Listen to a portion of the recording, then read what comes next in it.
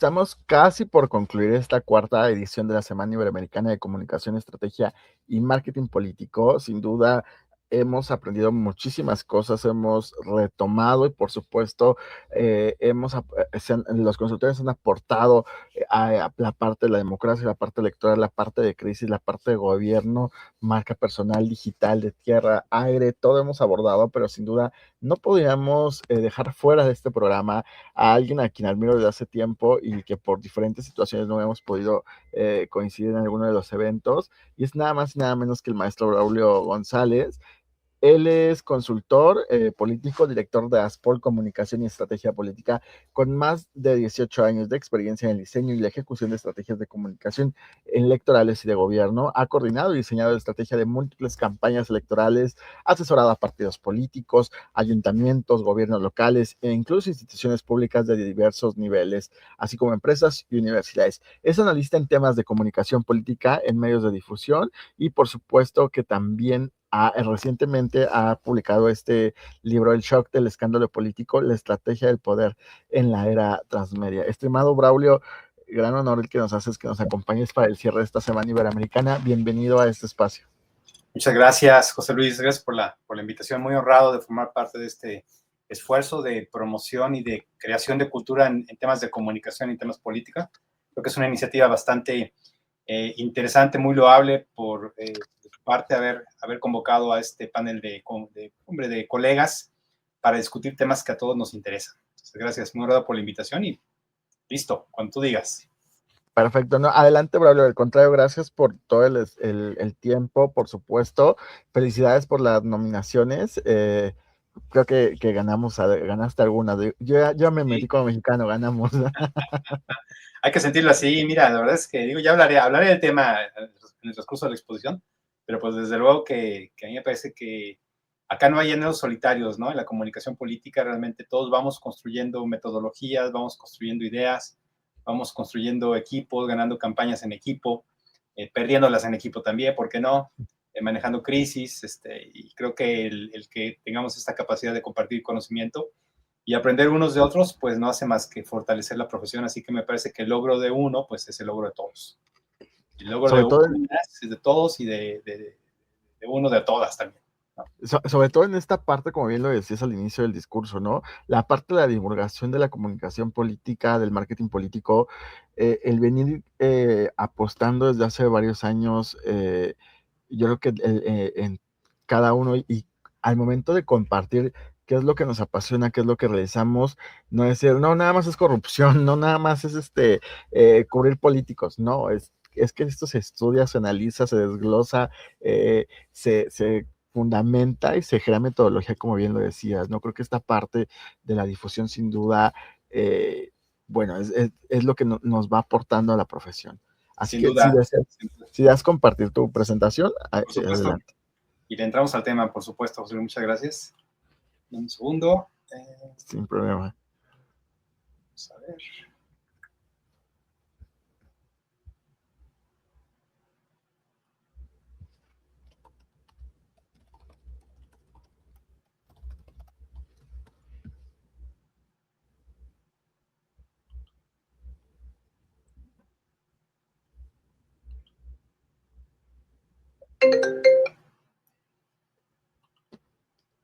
Solo aquí un problema técnico y entramos. Sin problema.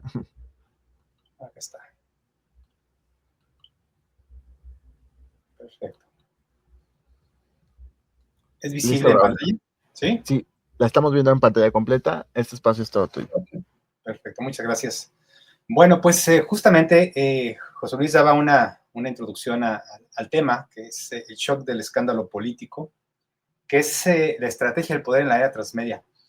Que bueno, esto va de la mano con el libro que presenté hace algunos meses, del cual voy a referir parte del contenido, y que nace de la realidad en la que la política vive todo el tiempo, que es el hecho de que la política constantemente se dirime en situaciones de caos, en situaciones críticas, en situaciones de alto riesgo, y en donde el escándalo se ha planteado como un elemento fundamental, indispensable en la política para construir reputaciones, para construir otras, para destruir proyectos, para minar campañas electorales, para hacer viables o inviables gobiernos. Es decir, el escándalo se ha convertido hoy en día en una herramienta de poder y en un elemento que debemos de considerar siempre que tengamos pues, la oportunidad de establecer una estrategia de comunicación política.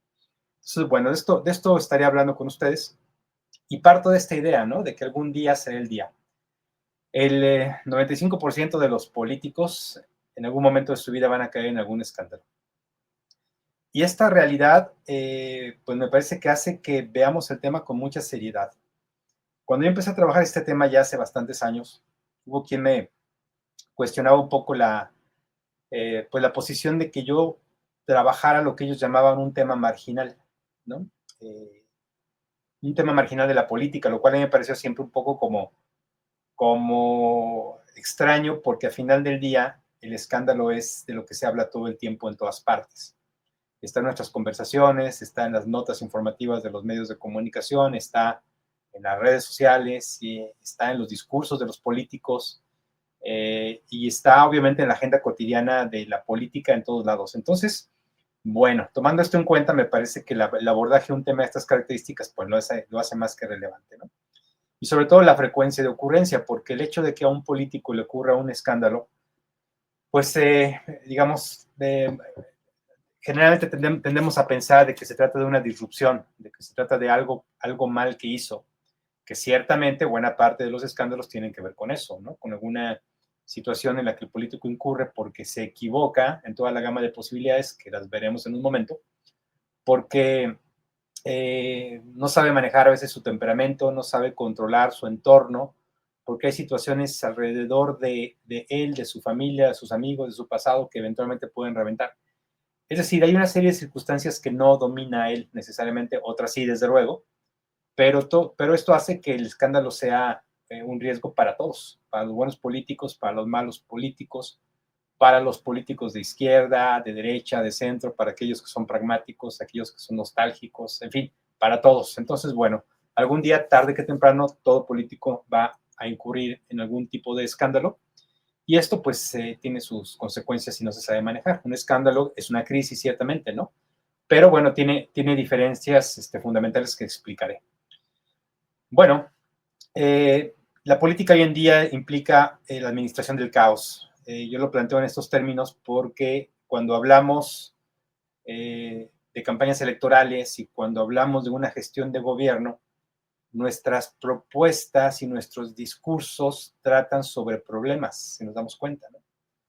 Siempre estamos hablando de resolver el problema de la seguridad, el de la economía, el del empleo, el problema de la educación, el problema de falta de justicia, de falta de servicios, es decir, todo el tiempo estamos hablando de problemas. Y este asunto, pues a veces contrarresta mucho con los discursos en los que algunos políticos se plantan, porque pues muchos políticos buscan hoy en día, más ahora con el auge de las redes sociales, pues establecer discursos basados en frivolidades, basados digamos, en estilo de vida, por ejemplo, basados en momentos de simpatía, de cercanía, que no es que estén mal, pero cuando la política y la imagen y la reputación de un político se centra solamente en este aspecto, pues la verdad de las cosas es que está perdiendo de vista cuál es el ámbito sobre el cual va a incidir su trabajo, que tiene que ver sobre la resolución de problemas sociales, de todo tipo, de todo tipo.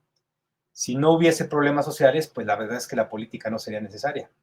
Los gobiernos no serían necesarios. Existen gobiernos y existe la política porque tenemos que establecer un sistema y tenemos que ponernos de acuerdo como comunidad en un territorio para resolver los problemas que son comunes para todos, ¿no? Ese es el origen de todo, ¿sí? Y la política se organiza en términos de reglamentaciones, de legislaciones, de presupuesto, de organización institucional en función de los problemas sociales. Hay problemas de educación, tenemos un ministerio o una secretaría de educación. Hay problemas de economía, pues generamos instituciones para atenderlas. Hay problemas de falta de seguridad, pues tenemos problemas, tenemos instituciones para tratar de resolverlas, ¿no? Y presupuestos y demás. Entonces, todo el tiempo estamos versando sobre problemas y bueno, la comunicación política tiene que saber cómo abordarlos. Siempre estamos hablando de las soluciones, cuando me parece a mí que deberíamos de hablar también de los problemas, ¿no? Y hacer énfasis en las características de los problemas y de los conflictos. Pero bueno, eso es otra cosa, no me quiero alejar demasiado del tema, porque lo que quiero poner en el centro es que el conflicto y el problema siempre van a estar presentes. Y siempre en nuestras estrategias de comunicación estamos buscando ir a contracorriente de esta realidad, y eso tiene consecuencias, desde luego, ¿no? Porque nos hace evasivos ante la realidad y ante las características de un entorno que siempre nos está llamando al caos. Quiero analizar 4 aspectos fundamentales: cómo estamos en lo social, en lo político, en lo mediático y en la estrategia. Y en lo social les diría que hoy es claro que estamos con comunidades diversas y desiguales. Hoy la manera de interactuar entre todos pues nos hace complicados, ¿no? Porque ninguno nos parecemos a otro, todos somos diferentes, aunque todos compartimos problemas y compartimos un territorio. Pues hoy, evidentemente, en la manera en cómo vemos la vida, es un universo en cada persona. Siempre ha sido así. El tema es que ahora pues lo podemos difundir a través de redes sociales, y no solamente eso, sino lo discutimos y lo abrazamos y lo defendemos y odiamos todo lo que no se parece a lo que somos nosotros. Entonces, bueno, tenemos esto: comunidades diversas y desiguales. Tenemos una división social, cultural, política y económica en todos los países en los que estamos aquí conversando. Esto es común a nuestros países. Y realmente en todo el mundo sucede esto, ¿no? Esta división, esta fractura entre niveles por cuestiones de todo tipo, ¿no? Hasta ideológicas, religiosas, filosóficas, en fin. Hoy en día las fronteras todavía están más marcadas que antes. Bueno, hay rezagos y conflictos no resueltos, que ya he hablado de esto. Esto ha dañado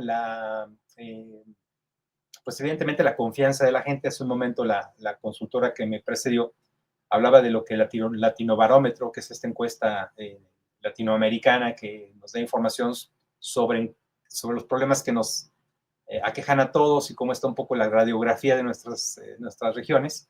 Pues hablaba ella de la falta de confianza en la política, que está muy marcado y muy evidenciado. Eso tampoco es nuevo, eso tiene años.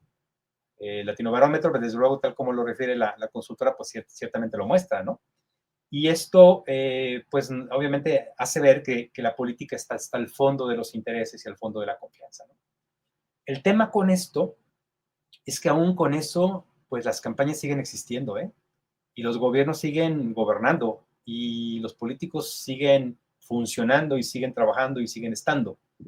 Es decir, la confianza social no es un ingrediente necesario para que la política funcione. Sí lo es para que dé resultados, pero para que opere y para que existan elecciones y estos procesos, pues puede ocurrir con mayor o con menor participación, ¿no? Digo, lamentablemente lo digo, o sea, lo que yo planteo es que la política funciona con muchos o con pocos. Y entre mayor participación tengamos, desde luego que hay mayores ojos puestos en ello y mayores intereses representados. Pero bueno, es un elemento importante a considerar, porque esta devaluación en la política, en la confianza en la política, hace que sean menos los que deciden lo que tiene que ver con todos. Bueno, no solamente la política se ha desconfiado, hay una desconfianza también en los otros. Esta misma encuesta que he mencionado del Latinobarómetro, que ya mencionó también la consultora que me precedió, pues habla también de esta cuestión, ¿no? ¿En dónde está depositada la confianza? Y bueno, pues está depositada muchas veces en las instituciones de salud, está muchas veces depositada en la Iglesia Católica, por ejemplo, a veces en las universidades, etcétera. Pero el mayor nivel de confianza lo tenemos entre las personas, entre la gente que nos conocemos unos a otros. Pero esto cada vez se está abriendo más. Hay una brecha más amplia entre las personas, que ya quizás no las que son regularmente cercanas, sino las que son en niveles secundarios o terciarios, ¿no? En términos de cercanía y de relación. Bueno, el canon de valores está fracturado, hoy estamos creyendo en otras cosas, y la identidad ciudadana pues también está conflictuada. En lo político vivimos una polarización. Bueno, hay una imposición a ver, a lo que voy con la polarización, que hablaré un poquito más de esto, pues tiene que ver con esa división y esa defensa a ultranza de lo que creemos, ¿no? Hoy, por ejemplo, en la política está muy marcado que solamente ganan algunos, no ganan todos.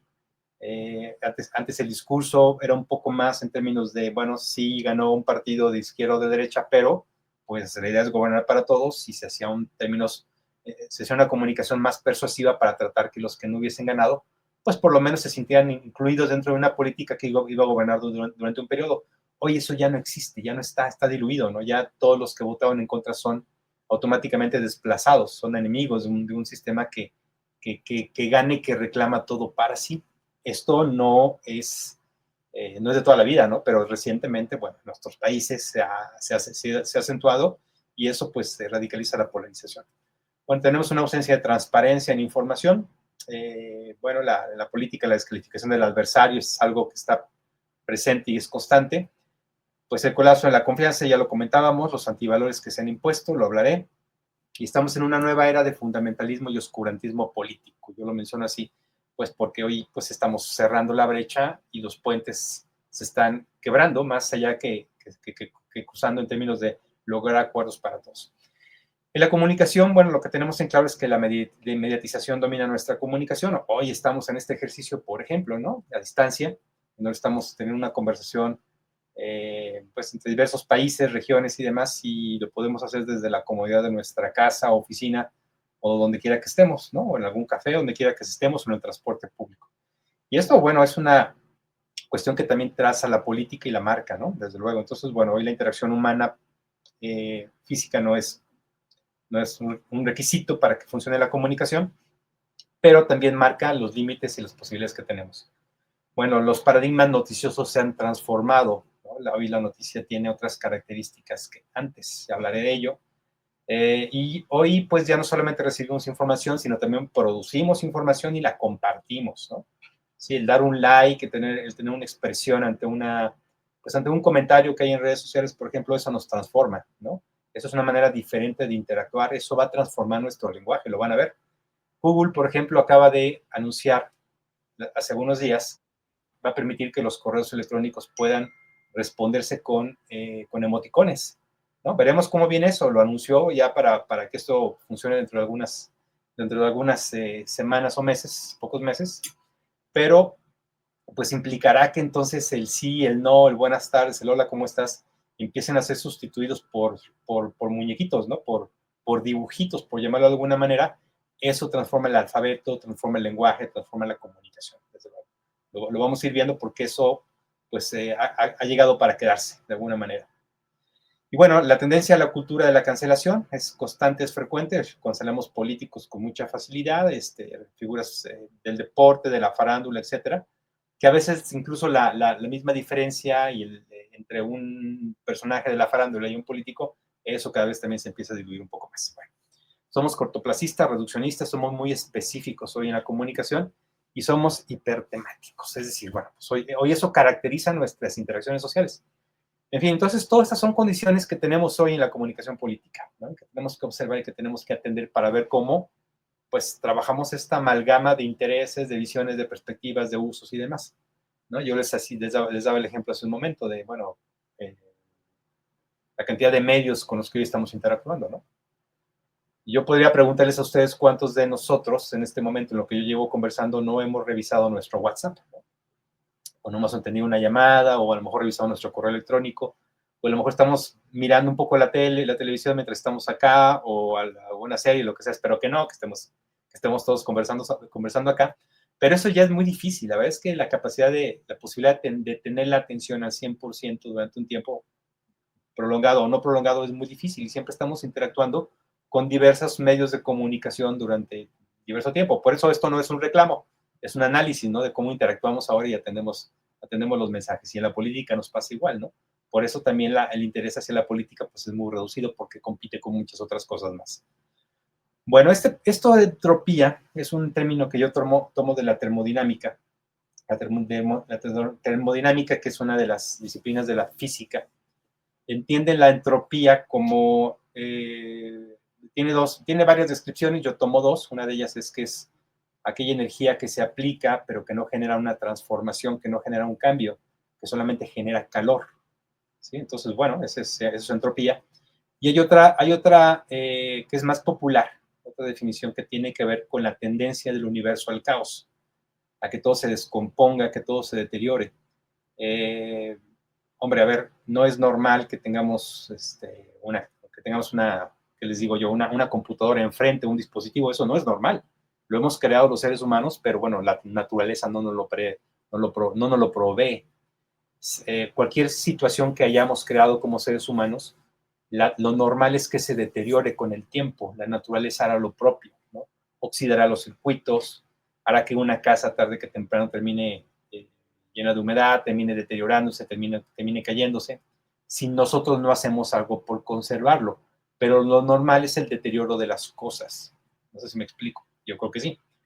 ¿Sí? Y nosotros como seres humanos siempre vamos en contra de la entropía, porque siempre estamos dándole mantenimiento a las cosas o cambiando, renovando, y eso permite que las cosas pues, sean funcionales para nosotros. Pero si no hiciéramos nada, absolutamente nada, la naturaleza nos va a llevar a la entropía, ¿sí? Al desorden. Y en la política funciona igual, y en la sociedad, y en las relaciones personales, y en todos lados. Si nosotros no nos empeñamos por conservarlas, por mantenerlas, por atenderlas, pues eso se va a deteriorar irremediablemente. No hay otra opción más que el deterioro.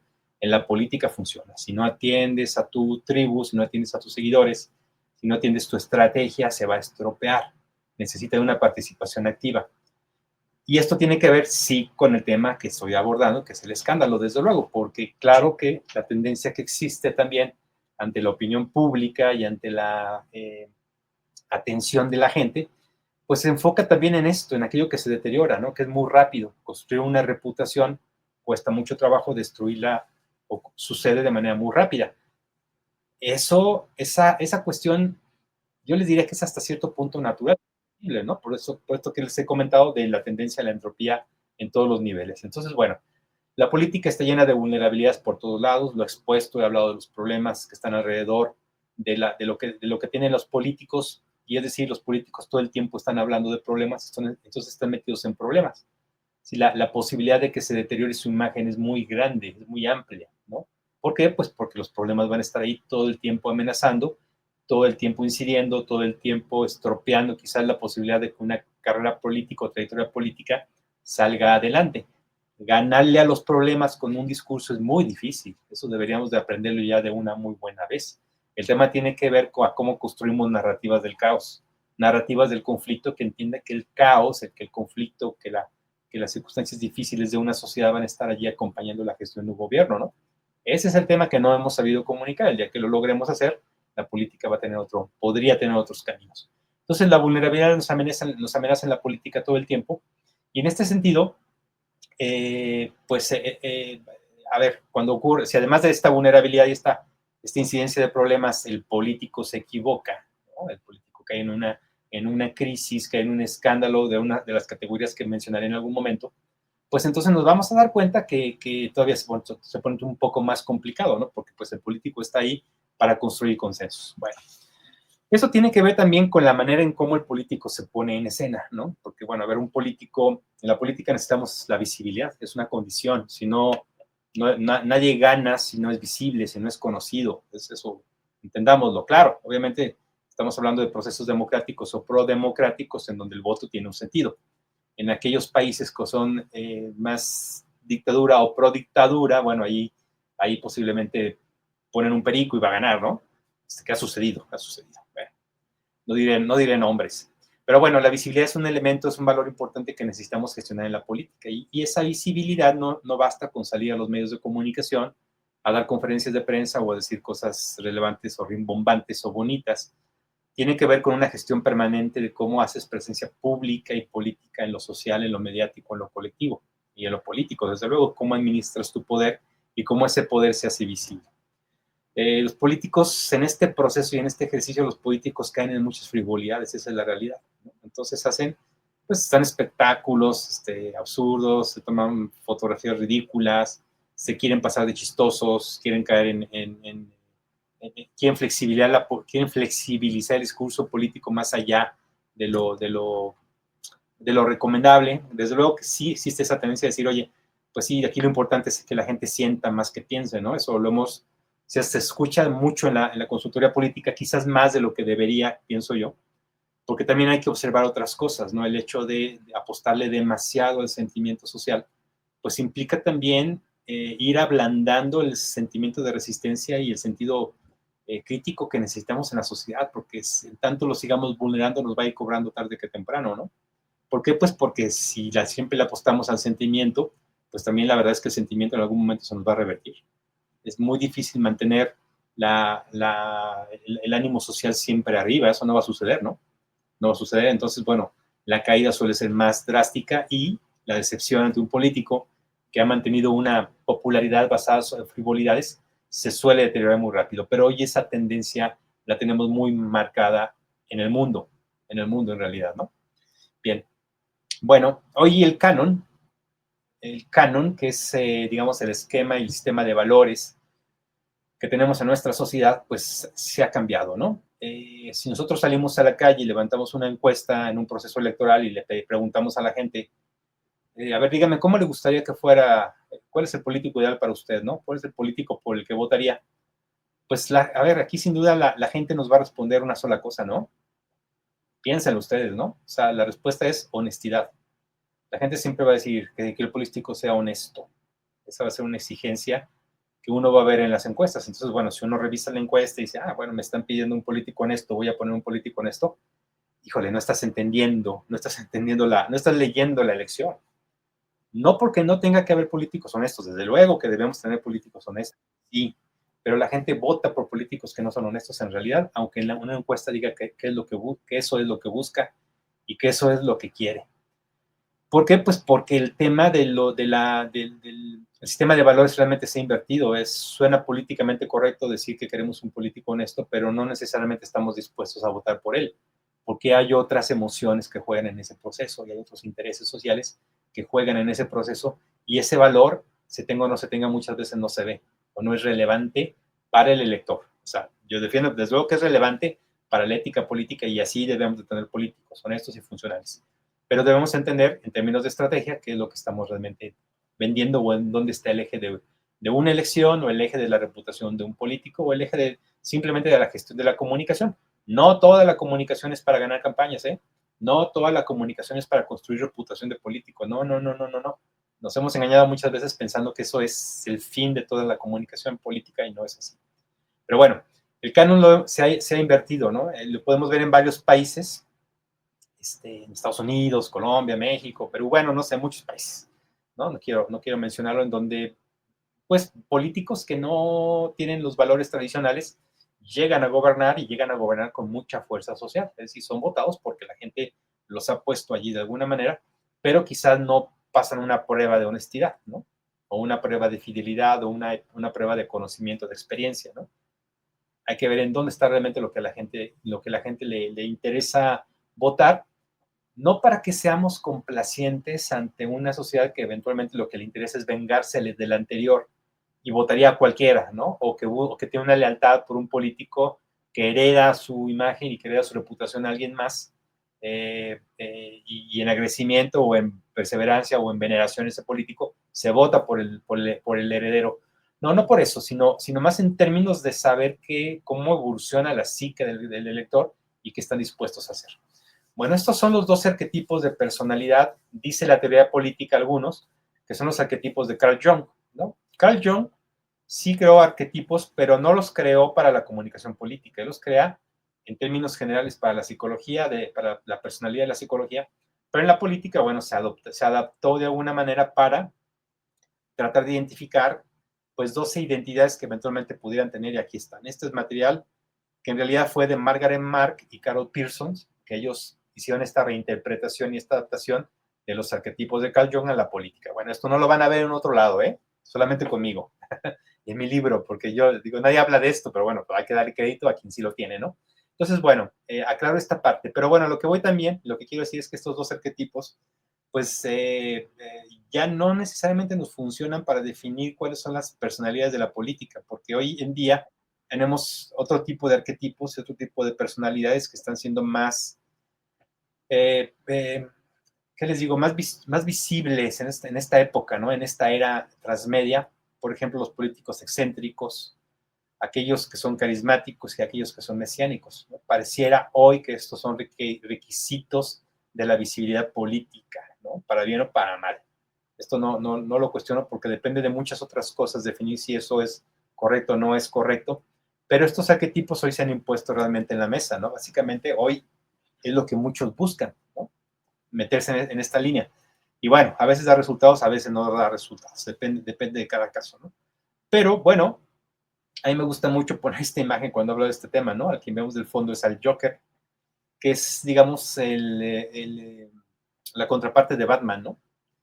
Y esto, hay una escena en El Caballero de la Noche, en esta trilogía de Batman, en donde Batman le pregunta al Joker y le dice, oye, pues, ¿qué te pasa? ¿Por qué me persigues? No entiendo por qué me quieres matar. Y el Joker le dice, no, yo no te quiero matar, ¿sí? Lo que pasa es que tú me complementas, ¿sí? Entonces, este yin-yang, este vínculo entre el bien y el mal, que solamente identificas el mal cuando conoces el bien, identificas el bien cuando identificas el mal, si este contraste es necesario en la política, bueno, pues lo vemos hoy en estas polarizaciones que existen en las campañas electorales y en la política, ¿no? Y hay gente que está a favor de uno y está a favor del otro, ¿no? Joker es un personaje muy popular. Darth Vader de Star Wars es un personaje muy popular y tiene fans. Desde luego que sí, ¿no? Y también la Resistencia tiene los suyos. Es decir, la visibilidad reparte para todos, no solamente para una parte, ¿no? A veces suponemos que una posición tiene que ser complaciente con lo que, con el arquetipo ideal que uno quisiera plantear, ¿no? Cualquiera que sea. Bueno, estos engranes de la puesta en escena, este es un diagrama que van a encontrar en mi libro, ¿sí? En donde yo planteo aquí, pues, 5 engranes, así le llamo yo, que contribuyen a la construcción de identidad y a la construcción de rentabilidad y de imagen pública a partir, pues, de la generación de un liderazgo, ¿no? Tenemos que identificar el personaje con ciertos elementos, tiene que tener una agenda con ciertos elementos, construir sus argumentos también con otros elementos, atender el tema del drama, del cual voy a hablar en algún momento, que tiene también ciertos elementos, y considerar ciertos elementos del contexto del político. Estos son los engranes de la puesta en escena, en los cuales una figura pública pues se apoya para poder construir una reputación y para poder construir un liderazgo que le permita llegar a donde quiera llegar, a una campaña electoral, a gestionar un gobierno, a plantear agenda, generar, a construir un liderazgo a través de una legislatura, de una posición en partido, lo que sea, ¿no? Y esto tiene que hacerlo hoy a través, a través del universo transmedia, ¿no? ¿Qué es transmedia? Bueno, transmedia es, justamente ya lo decía hace un momento, la condición que hoy tenemos de que estamos expuestos a diversos medios de comunicación todo el tiempo. Una noticia, por ejemplo, la podríamos escuchar quizás lo podríamos ver en un portal en internet de noticias, pero después quizás la podamos ver en una red social y después escuchar una entrevista en radio y después un político da una conferencia de prensa a favor de algo y luego una columna de opinión de un periódico opina en otro sentido, pero después vemos que surgen memes de un lado y después vemos una estrategia de bots por el otro lado, de bots por otro lado, que tienen que ver con construir toda esta narrativa en torno a un tema político. Y sí, estamos hablando también del escándalo, porque un escándalo que detona en el espacio político, pues se distribuye a través de todos estos múltiples medios de comunicación y nos llega de muchas formas, de muchos formatos, con muchas voces a favor, en contra, con memes, con parodias, ¿sí? Y reaccionamos a ella con likes y likes, con caritas, etcétera. Y esto va complicando, evidentemente, el análisis de una cuestión de este tipo, ¿no? Esta es la era transmedia, a eso nos referimos, ¿no?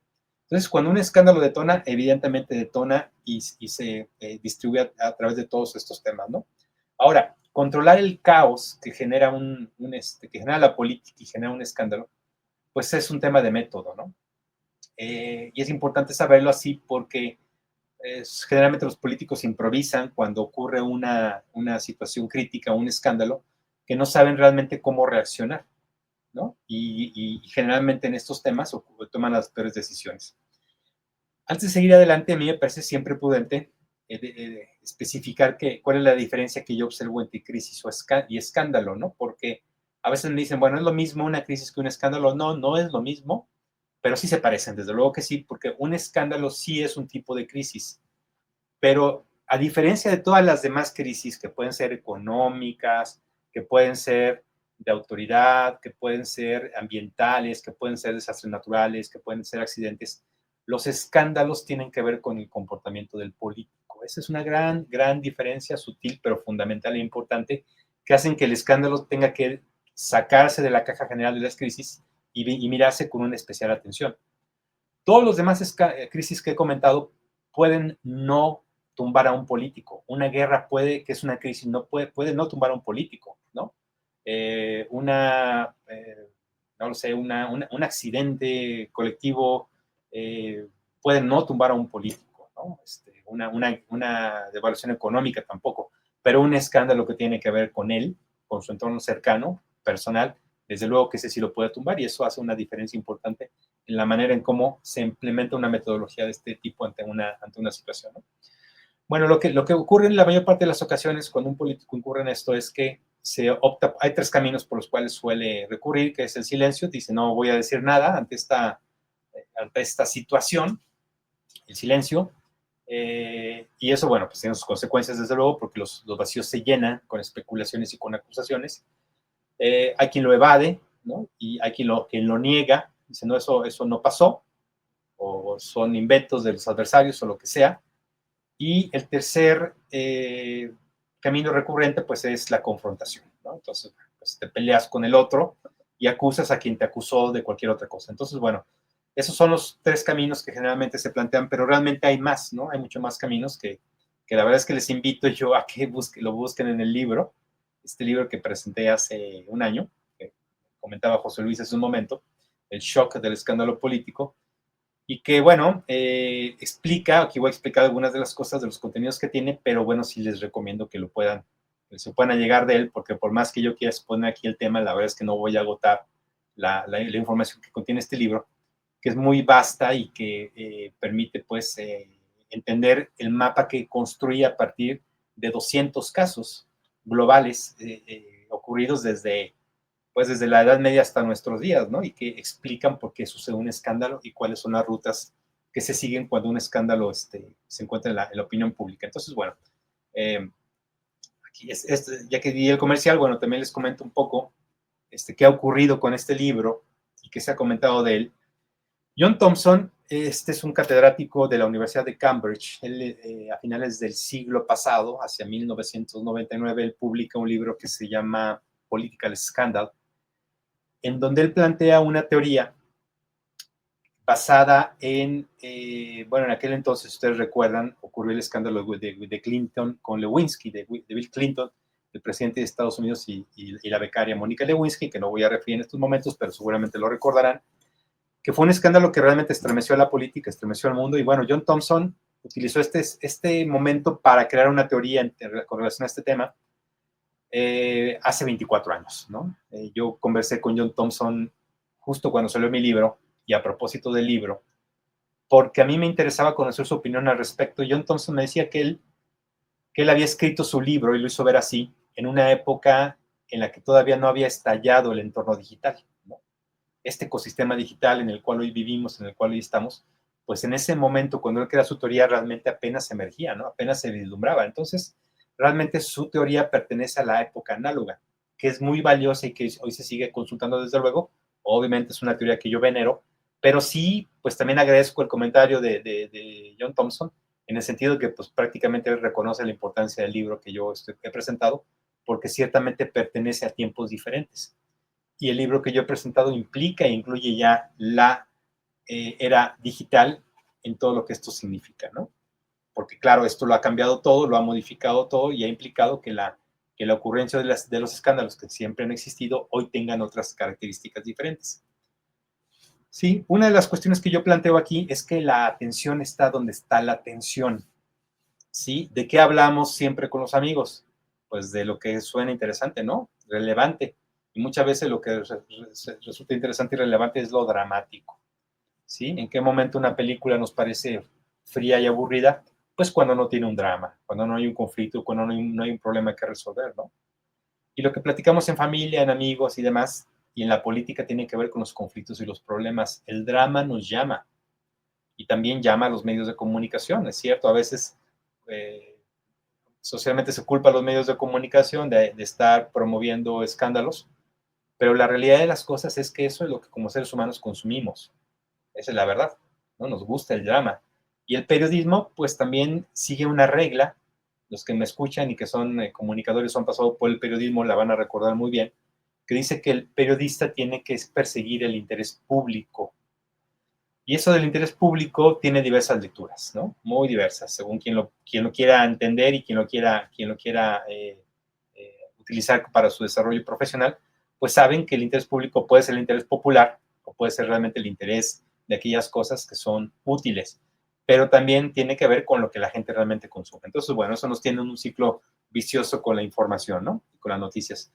Bueno, hoy también, pues lo que llama la atención se convierte en tendencia. Esto es una característica de nuestra época, ¿no?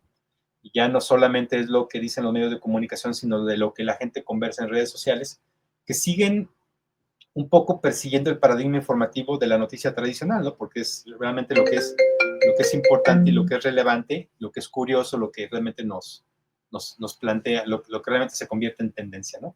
Entonces, bueno, esto lo vemos con toda claridad en las redes sociales.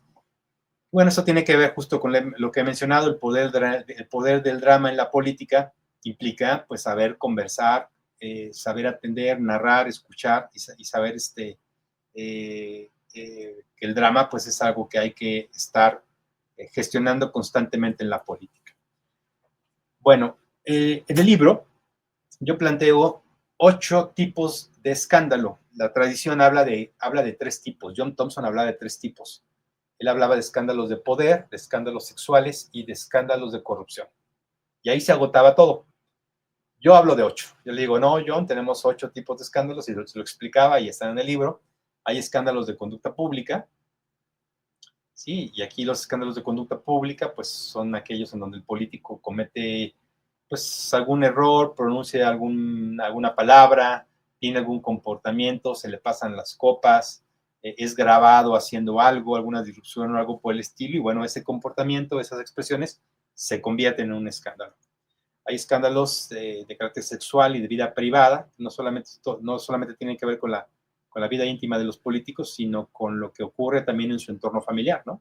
Yo lo sumo dentro de la misma categoría porque tiene que ver con ese espacio privado, personal, íntimo, en el que el político se desarrolla, que no todo tiene que ver con la sexualidad, muchas veces tiene que ver con la familia, tiene que ver con la relación con los hijos, con los hermanos, etcétera, que cuando se convierten en temas públicos, aunque no tenga nada que ver con el poder y con la política, también se tornan escándalos. Los escándalos de crimen y delincuencia, bueno, su nombre lo define muy bien, ¿no? Políticos metidos en estos temas, vinculados con, pues, con grupos de la delincuencia o ellos mismos cometen actos que eventualmente pueden ser, eh, pues, espacios de delincuencia tal cual, ¿no? Por alguna situación que hacen en su vida, en sus intereses propios, ¿no? Bueno, los escándalos financieros y de corrupción, esos son muy frecuentes, son muy mencionados. En nuestros países quizás son los escándalos más frecuentes. Digo, no necesariamente lo pondría en esos términos, pero sí son de los que más se hablan. Por ejemplo, el caso de Odebrecht, que fue el caso de esta constructora brasileña que, pues, realmente incidió en muchos países corrompiendo políticos, presidentes, alcaldes, legisladores de muchos países, pues es un escándalo de corrupción muy amplio, ¿no? Ampliamente difundido. En fin, aquí no voy a tener tiempo de exponerles tantos ejemplos. El libro tiene 200, están todos los que ustedes quieran ver. Escándalos de poder. El escándalo del poder es donde, pues, los políticos hacen acciones de espionaje, intervenciones telefónicas, o hay conflictos de carácter diplomático, autoritarios, electorales. Son aquellos escándalos en donde el político opera para incrementar su poder, para conservarlo o para derrotar a los opositores. Los escándalos de poder. El Watergate es un escándalo de este tipo, claramente. Los escándalos público-corporativos son aquellos que suceden en empresas o organizaciones que no necesariamente pertenecen a la esfera política, es más, que no pertenecen a la esfera política, pero por el tipo de situaciones en las que ellos trabajan, terminan arrastrando lo político también, como las farmacéuticas, como las actividades deportivas muchas veces, como aquellas empresas que se dedican a la prestación de servicios, de transporte, por ejemplo, a la minería, a la energía, en fin, este tipo de empresas cuya función tiene un alto interés público caen en escándalos y generalmente incurren en algún tipo de escándalo político también. Los sistémicos suceden dentro de la mala función y la mala operación de reglamentaciones, funcionamiento del poder, de software, por ejemplo, que funcionan mal. En República Dominicana hace unos años las elecciones se interrumpieron porque todo estaba basado en la confianza en el sistema de voto electrónico. El voto electrónico falló a las pocas horas de haber abierto las casillas y la elección se tuvo que cancelar porque pues, las máquinas no mostraban a todos los candidatos y eso generó un gran escándalo. Ese fue un error del sistema, pero ese error del sistema del software, terminó evidentemente arrastrando a los responsables de haberlo implementado sin que necesariamente hubiera ocurrido una irrupción o una disrupción de este tipo. Entonces, bueno, hay 8 tipos de escándalo, como vemos, ¿no? No son solamente escándalos sexuales, de poder y de corrupción, sino realmente se amplifican a muchos otros lugares. Y los escándalos transversales y expansivos son aquellos que ocurren en una categoría en lo particular, pero van abordando otras. Un ejemplo muy claro, que no sé en el resto de los países qué tan visible lo tienen, pero bueno, tal vez sepan ustedes que Fátima Bosch es una mexicana que ganó, no sé si la palabra ganar sea la correcta, pero bueno, que hoy ostenta el título de Miss Universo. Y bueno, el tema no tiene que ver tanto con ella, ¿no? Porque no hay un elemento para decir ella lo hizo tal cual, pero todos los elementos que están alrededor de ella y alrededor del certamen de Miss Universo, pues han llevado al tema de escándalo en escándalo. Entonces, pues al principio sí fue una defensa que ella hizo internamente, que esa se popularizó mucho, en donde ella se defiende públicamente, aparentemente, de un abuso de uno de los, no, de un abuso tal cual, porque sí había un comportamiento indebido de parte de uno de los facilitadores del certamen hacia ella se defiende de eso, eso se convierte en un escándalo para el certamen. Después, ya que gana, ocurren otras cuestiones, ¿no? Porque, bueno, se sabe que el dueño del certamen Miss Universo, pues está en negocios extraños, tiene acusaciones, tiene acuerdo con la fiscalía en México por temas pues, de tráfico de armas, entre otras cosas, ¿no? Y que la familia también de la concursante ganadora, pues también tiene por ahí algunas cosas, es hija de funcionario público, y además hay un tema de contratos entre Pemex, etcétera, entre una petrolera y la empresa del dueño del certamen. Es un caos, evidentemente es un caos, ¿no? Entonces, bueno, eso es un escándalo transversal y expansivo, justamente. Ha surgido en un punto, pero se ha diversificado en otras cosas. Entonces, ha habido ahí escándalos de comportamiento público, escándalos de crimen y delincuencia, escándalos de poder, escándalos de relaciones, en fin, hay varios escándalos allí metidos, ¿no? Público corporativo. Ese es un muy buen ejemplo de un escándalo de ese tipo. No todos tienen este nivel de dispersión, pero este escándalo sí lo tiene. Bueno, y no nace en la política, como lo comenté, ¿no? Bueno, el conflicto es un recurso, en la política esto es así, ¿no? Se convierte esto en una situación en la que es inevitable hablar del conflicto en la política. Evadirlo no es una alternativa real porque termina carcomiendo y termina generando sospechas, pero sí entender que es un recurso si se sabe utilizar muy bien. No se trata de engañar, no se trata de mentir. Yo en el libro lo dejo de manera muy clara, no es un libro que busque, digamos, salvar a nadie de nada, ¿no? Pero sí busca, evidentemente, hablar de un tema que hoy es relevante en la política. Porque además, a pesar de todo, la política tenemos que seguirla defendiendo como el recurso para ponernos de acuerdo, aún en el caos de la tormenta, ¿no? Y bueno, no subestimes el poder de una entrada dramática. Esto siempre lo recomiendo yo dentro de mis charlas porque, bueno, hombre, la figura que vemos un poco atrás es la de Kung Fu Panda, seguramente lo han de identificar. Kung Fu Panda, este personaje de Disney. ¿Es de Disney? Creo que no, ya me acordaré. Pero bueno, él mencionaba esto, ¿no? No subestimes el poder de una entrada dramática.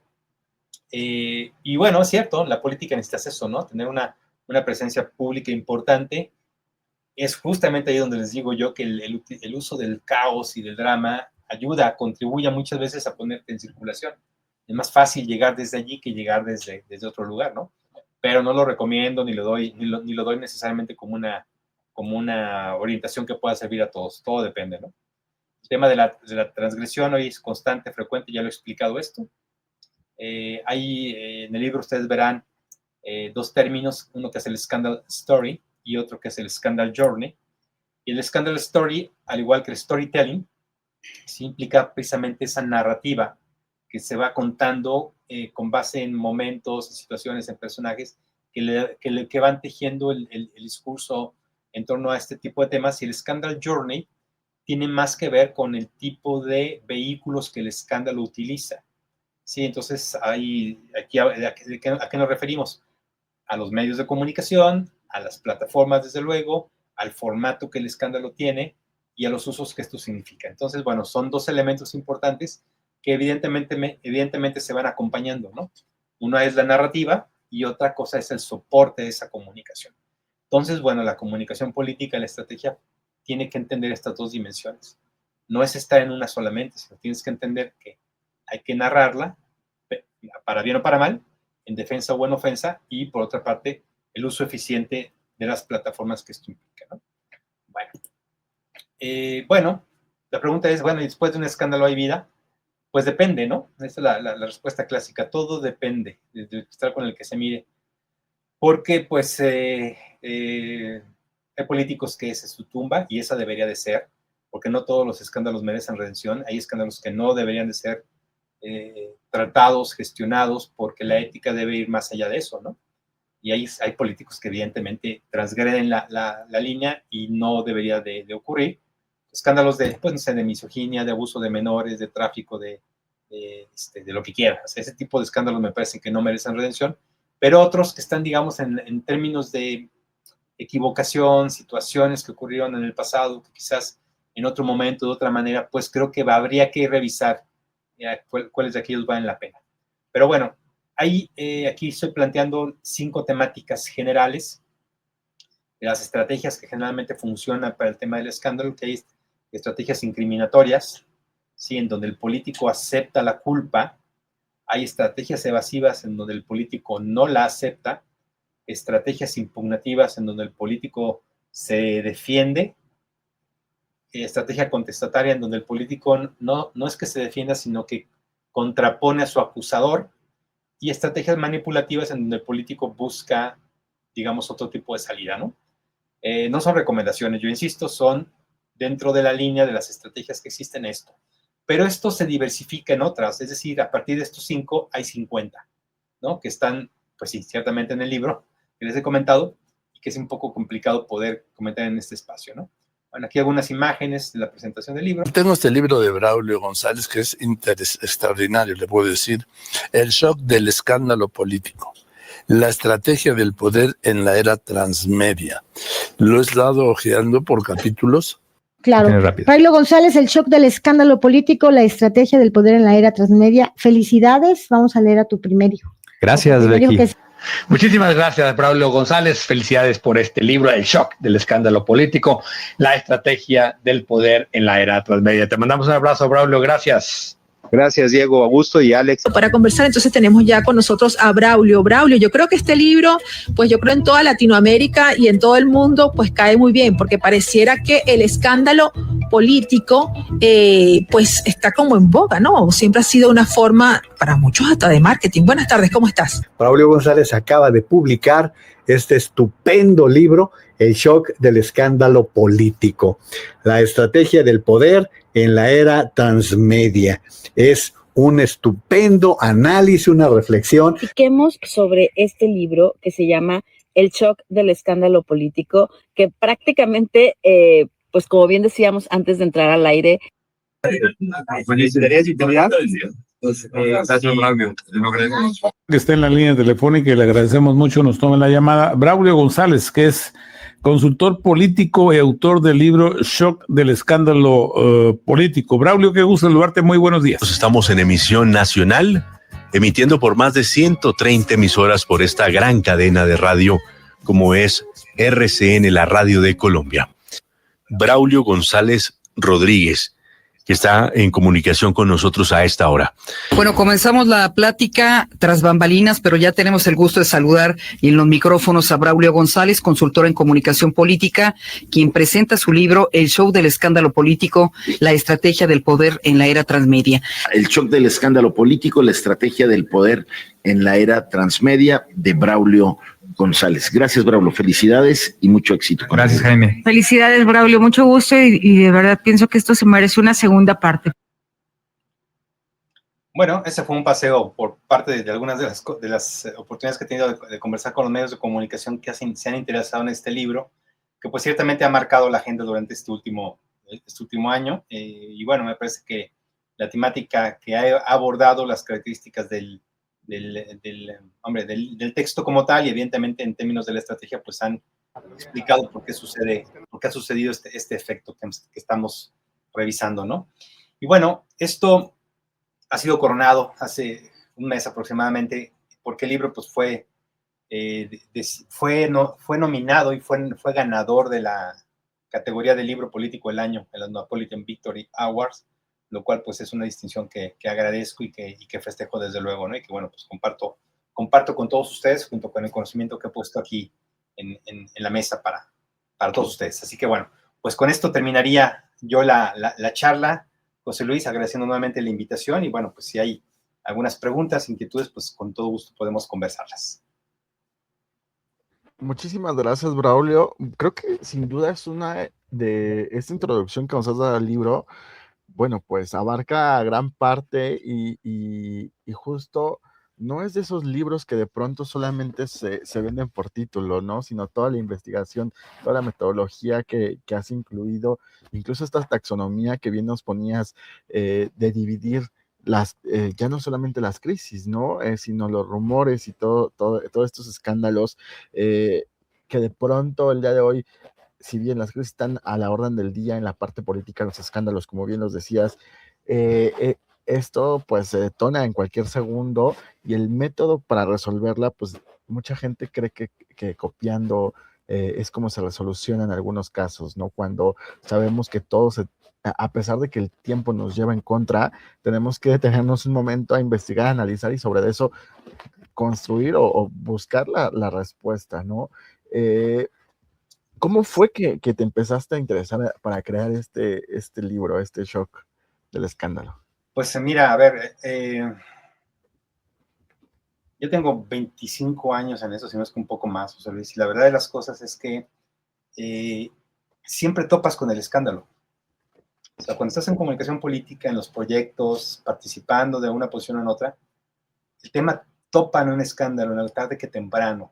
Te das cuenta de esa cuestión. Casi todos los proyectos, como lo comentaba, topan allí. Y yo lo que veía con preocupación es que ciertamente siempre nos preocupamos por construir estrategias propositivas, lo entiendo muy bien, construir reputaciones, lo entiendo perfectamente bien. Siempre ese mensaje bonito, estético, la producción del audio, del video, la creatividad, shalala, todo muy bien, sí, totalmente de acuerdo, pero la realidad se impone, ¿no? La realidad se impone y te presenta obstáculos, el político se equivoca, la campaña no va bien, resulta algo ocurre una filtración, llega un adversario, ocurre una noticia falsa, hay una traición, hay un ataque desmedido, ciertamente el político se equivoca, ciertamente cometió algo. Entonces empiezan a suceder cosas alrededor y el método no existe metodología que te permite entenderlo de la manera integral. Eso ocurrió, ese fue el detonante. Y sí, hay libros de manejo de crisis que te van a decir, lo primero es, paso 1, estás seguro de lo que sucede. Paso 2, reacciona rápido, ¿no? Paso 3, sí, pero el asunto no es suficiente. Ese fue el tema, ¿no? Entonces, bueno, realmente me metí de fondo, y yo me gusta decir, este libro realmente tiene 20 años en mi cabeza. No 20 años escribiéndolo, pero sí 20 años teniendo la claridad de lo que yo quería decir, hasta que bendita pandemia, bueno, me dio oportunidad de empezar a trazarla y a terminarla, ¿no? Y bueno, pues salió un libro que me parece que ha sido un libro de 300 y tantas páginas que explica y justifica por qué era necesario hablar del tema, ¿no? Entonces, bueno, en la política y en la estrategia nos gusta mucho hablar de cómo construir, pero, a ver, el 80% del tiempo la gente está hablando de dramas, pues, o sea, tiene mucho sentido realmente ver la perspectiva de la realidad política y darnos cuenta como consultores que la vida no es color de rosa, ¿no? Aunque nos empeñemos a hacerlo. Yo por eso ponía el ejemplo de la entropía, ¿no? O sea, siempre vamos a contracorriente. O sea, siempre es construyendo y construyendo porque la tendencia es evidentemente que nos lleven al desastre, ¿no? Y eso no digamos, si lo aceptamos realmente deja de ser un elemento de angustia, porque sabemos cómo... Sí, exacto. Justo el tema que abordaste algo que nadie aborda, ¿no? Que es este tema humano, este tema de la confianza, ¿no? Lo abordábamos desde el inicio de esta sesión. Creo que sin confianza no hay política, ¿no? Está recientemente el caso de María Corina, que salió de Venezuela. O sea, solamente 4 personas conocían el plan para salir, ¿no? Y si una de esas personas revela el plan, pues no hubiera llegado a Oslo, no hubiera llegado a esto que conocemos y no hubiera dejado ver todo lo que ahora se puede percibir del régimen de Maduro, ¿no? Digo, algo que tú escuchaste, que estaba con Carolina conversando, nos deja ver temas de seguridad, ¿no? O sea, no, escala, pero esta parte, como bien lo dices, yo no recuerdo. Algún día habrá una película de Netflix sobre eso. Seguramente sí. La veremos pronto. Sí. Pero te digo, algo que yo nunca he leído en un libro y que ya me quedó de tarea leer el tuyo, es precisamente estos factores humanos, sociales con los que diario convivimos, pero al momento de escribirlo, al momento de meterlo en metodología, no se involucra, ¿no? Le ponemos un nombre, lo clasificamos como otra cosa, pero no como un factor humano, con ese riesgo que podemos ser, que puede tener potencialmente, o esa virtud que puede tener potencialmente, ¿no? Claro, hemos evadido la realidad, José. Esa es la realidad de las cosas. Estamos suponiendo que las cosas son de una manera diferente. Suponemos que las cosas son como queremos que sean, ¿no? Y la realidad te pone otras cosas enfrente. Es decir, creo que hay que ser realistas con la política también. Y bueno, yo por eso lo planteo así. Para mí el conflicto es un recurso. Sí, cuando yo le comento esto a mis clientes, que tengo clientes no solamente de la política, sino en la vida privada y demás, les da un poco de pánico escuchar esto, ¿no? O sea, el conflicto es un recurso, ¿sí? Porque es la vía más rápida para el cambio, para el desarrollo, para la evolución. Y sin un conflicto no avanza, no desarrolla, no es visible el avance si no es con referencia a lo que no corresponde a eso, ¿no? Y bueno, a ver, entiéndolo de esa perspectiva, pues me parece que hay un ámbito de crear narrativas diferentes dentro de la política, porque pues las narrativas rosas, emocionales, bonitas, en fin, o sea, ciertamente la confianza es algo que siempre queremos en la política, pero no estamos entendiendo que la desconfianza es una herramienta. Exacto. Para hacer cosas, pues digo, no estoy hablando de manipulación, nada por el estilo. Sí. Entender que es un punto de partida. Pues, entonces, si no lo vemos como un recurso, vamos a sufrir. Así es. Pues muchísimas gracias, Braulio, por haberte sumado a esta 4ª Semana Iberoamericana de Comunicación, Estrategia y Marketing Político. Agradecidos por el tiempo y quiero hacer entregar este reconocimiento que otorga Crubas Comunicación al INCOP y Hagamos Comunicación al maestro Braulio González, tras haber participado como conferencista de la 4ª CICEMAP, que se realizó del 8 al 12 de diciembre de 2025 a través de hagamoscomunicación.com. Se extiende el presente aquí en Ciudad de México, México, a 12 de diciembre de 2025. Lo firma el presidente de Alincop, el maestro Francesco Aycat, y lo firma tu servidor José Luis Cruz, director general de Crubas Comunicación. Te lo hacemos llegar más tarde. Muchísimas gracias, Braulio, por sumarte a esta iniciativa. Muy honrado, José Luis, gracias por la invitación, felicidades por la iniciativa, y pues eso, gracias. ¿No? Construyamos comunicación política. Gracias a todos y todas. Así, fuerte abrazo, Braulio. Hasta luego. Para ti, gusto en verte. Gracias, Braulio. Y con esto llegamos al fin de la 4ª Semana Iberoamericana de Comunicación, Estrategia y Marketing Político, siendo las 7:57 de la noche, tiempo de la Ciudad de México, 8:58 minutos ya tiempo de Colombia, y 9 de la noche con 58 minutos tiempo de Venezuela. Damos por concluida la 4ª edición de la Semana Iberoamericana de Comunicación, Estrategia y Marketing Político. No se despeguen todavía.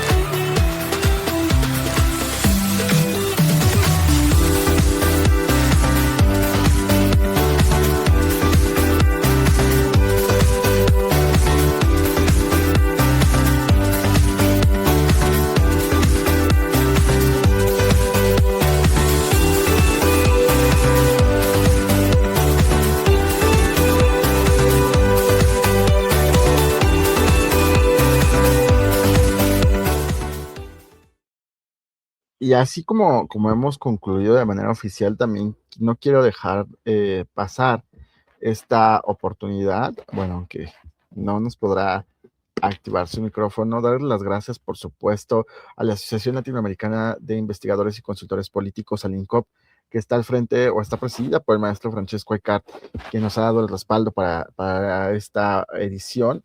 Por supuesto, darles el agradecimiento a quienes también forman parte de esta Semana Iberoamericana, a cada uno de los consultores, a cada uno del público que nos estuvo viendo y que estuvimos haciendo mediciones, además de Panamá, Singapur, México, Perú, Estados Unidos, Brasil, Argentina, Colombia, Bolivia, Ecuador, España también, por acá tenemos algunos datos, entre algunos otros países que estuvieron presentes y que por supuesto les hacemos llegar nuestro agradecimiento. Quienes deseen así el certificado, a continuación les instruiré cómo es el proceso para obtenerlo, pero también quiero agradecer al equipo que está detrás de la organización, quien junto conmigo están, ha sido posible realizar estas 26 conferencias, cerca de 20 horas con 30 minutos que hemos realizado de esta Semana Iberoamericana.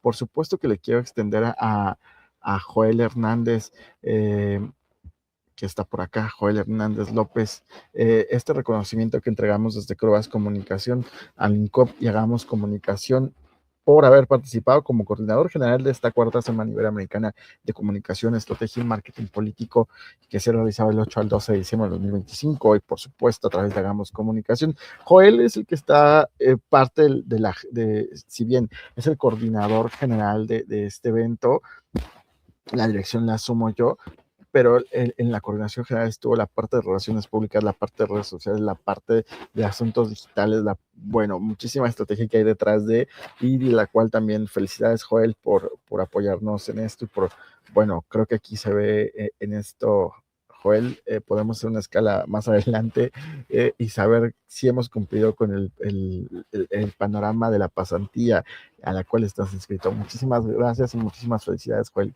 Te lo hacemos llegar. Te lo voy a hacer llegar en un ratito. Normalmente Joel es quien se encarga de enviarle a los consultores y pues bueno, ahora se os haré llegar yo. Por supuesto, alguien que se ha integrado recientemente al equipo de Croas Comunicación, nada más y nada menos con Luis Ángel Zarco Juárez, quien está en la parte del equipo de postproducción y de quien ya se ha empezado a subir material que estará disponible en todas las plataformas digitales. Y este reconocimiento, Luis Ángel, creo que es el primero que recibes de Croas Comunicación. Espero que sean muchos más y por supuesto que te lo haremos llegar. Por supuesto, también quiero compartirles a ustedes cómo obtener su certificado a través de Hagamos Comunicación. Recuerden que su certificado en primera instancia se les da en formato digital y posteriormente se los hacemos llegar en formato físico. Yo tenía uno por aquí guardado, pero al parecer me lo han quitado. Ahora sí les voy a compartir justo cómo lo pueden obtener. Ustedes estando a través de Hagamos Comunicación, tienen una pantalla muy similar a la que están viendo. Por supuesto que aquí yo le he puesto pausa, pero ustedes lo estarán viendo. Entonces ustedes están aquí. Bueno, esto está empezando. Una vez que aquí está la cuarta sesión, es importante que a cada una de las sesiones les hayan dado completo. Como ven, ustedes las palomitas han cambiado de color verde a color gris. Nos vamos a la quinta sesión. Para esto es importante que hayan visto todas las sesiones. Se van a empezar a reproducir. Y por supuesto, aquí estamos en el en vivo, ¿no? Una vez que haya concluido, ustedes les dan completo. Primero vemos el tutorial y posteriormente podemos realizarlo. Una vez que le hemos dado completo, nos preguntará la propia plataforma si deseamos finalizar nuestro evento. Por supuesto que le vamos a poner que sí. Listo. Ya se encuentra y se activa un botón que dice finalizar evento, finalizar curso. Lo vamos a finalizar. Le damos ahí presionar o en la parte de aquí abajo también finalizar, dice de este lado. Y como verán ustedes, aquí nos regresa a la página principal. Pero ahora nos dice añadir certificado al carrito. Lo vamos a añadir. El certificado tiene un pequeño valor ahí de recuperación. Por supuesto, aquí nos va a preguntar nuestros datos, nuestro teléfono y la forma de pago, ¿verdad? Aquí nos dice el valor en pesos mexicanos. Ustedes escogen su forma de pago. Si ustedes realizan algún otro pago a través de cuenta bancaria, además, también no lo podrán compartir. Ahorita les enseño justo cómo es el certificado. Se está realizando el proceso. Listo, aquí tenemos el proceso. Nos va a decir cuánto pagamos, cómo lo pagamos y demás. Denme un segundo, porque justamente me está marcando ahí algo que habíamos revisado, pero bueno. Un momentito más, que se actualiza. Eso es más rápido de lo que parece. Obviamente esta parte de la práctica, pues bueno, suele ser normalmente porque estamos pues haciendo, pero en el momento que ustedes ingresen sus datos, tienen su dirección a dónde se va a enviar, si tienen alguna referencia, es importante que la pongan para que cuando hagamos el envío les llegue directamente a su domicilio. En este caso estoy ocupando un cupón, por eso me salen ceros, pero cuando ustedes seleccionen su método de pago, les van a decir realizar pedido, y aquí ingresen su método de pago a través de Oxxos o a través de tarjeta bancaria, tarjeta de crédito, débito, o cualquier modalidad que te acepto, PayPal también.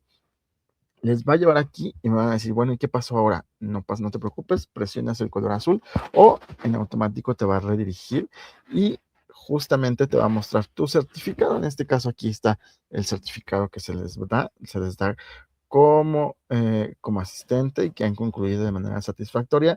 Va validado con un código QR, lleva la duración de la Semana Iberoamericana y de esa forma ustedes lo pueden descargar, lo pueden tener, por supuesto, en su currículum, en su semblanza, pero además recuerden que les llega de manera impresa. Justo tenía unos por aquí, pero me los movieron. Les llega de manera impresa, certificado, sellado y todo, por supuesto, y hasta la puerta de su casa sin ningún costo adicional más que el que viene en la plataforma. Si tienen alguna otra duda, también nos pueden contactar a través del WhatsApp o del número de teléfono que está apareciendo en pantalla, 56 20 21 94 51, para quienes son fuera de México, más 52. Y pues bueno, una vez que hemos llegado a este punto, quiero agradecerles enormemente. Muchísimas gracias por haberse sumado a esta cuarta CICEMAP. Ha sido todo un gusto estar al frente, bajo la dirección y la conducción de esta cuarta Semana Iberoamericana de Comunicación, Estrategia y Marketing Político. Que tengan ustedes un buen fin de semana y una bonita noche. Nos vemos en siguientes eventos. Hasta la próxima.